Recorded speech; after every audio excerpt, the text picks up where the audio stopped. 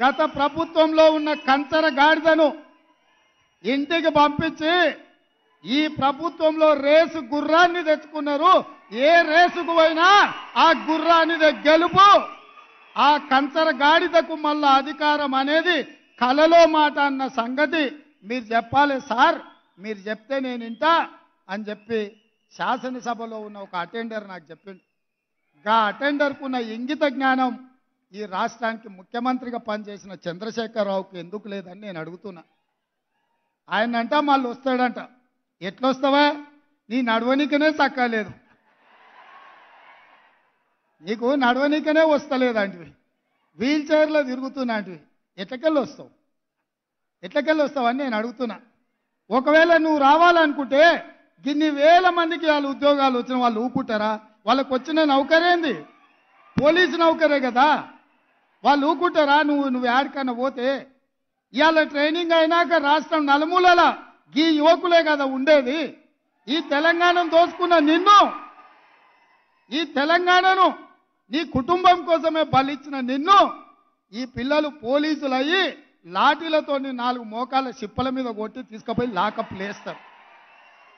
ఇంతకాలం వాళ్ళ చేతుల పెత్తనం లేకుండే, ఇవాళ వాళ్ళ చేతులకే పెత్తనం వచ్చింది. ఎట్లా తిరుగుతావో తిరుగు. దానికంట ఆయన డైలాగులు కొడుతుండు, చంపుతారా సంపూర్ణని. నిన్నెవడు చంపుతాడా? సచినపావు. నువ్వు సచినపావును చంపనీకే మాకేమైనా పిచ్చా? నీ పని అయిపోయింది. కేల్కతం దుకాన్ బంద్. ఇక చిన్నగా మళ్ళా మొదలుపెట్టిండు సానుభూతి కథ. ఆయన మంచంలో వండుకున్నా, సావు నోట్ల తలకాయ పెట్టినా తెలంగాణ సాధించిన అని చెప్తే పిల్లలు చూడలేదు కాబట్టి నిజమేనేమో సారు ఏమైనా సావుకు దగ్గర పోయొచ్చిండేమో అనుకున్నారు.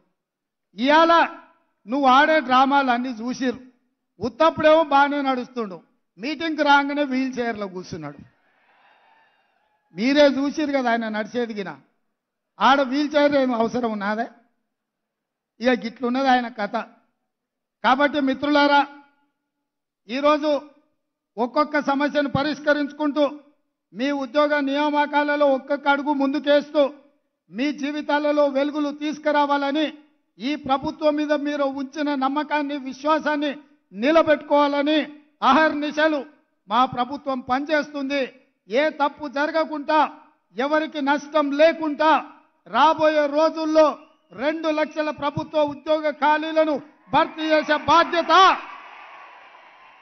తెలంగాణ పబ్లిక్ సర్వీస్ కమిషన్లో జరిగిన అక్రమాలను నిలువరించి ఆనాడు పోటీ పరీక్షల ప్రశ్న పత్రాలు జిరాక్స్ సెంటర్లలో పల్లి బఠానీలలాగా అమ్ముకుంటున్న కమిటీని అందరినీ రద్దు చేసి ఇంటికి పంపించి కొత్త కమిటీని, కొత్త చైర్మన్, కొత్త సభ్యులను నియమించినాం.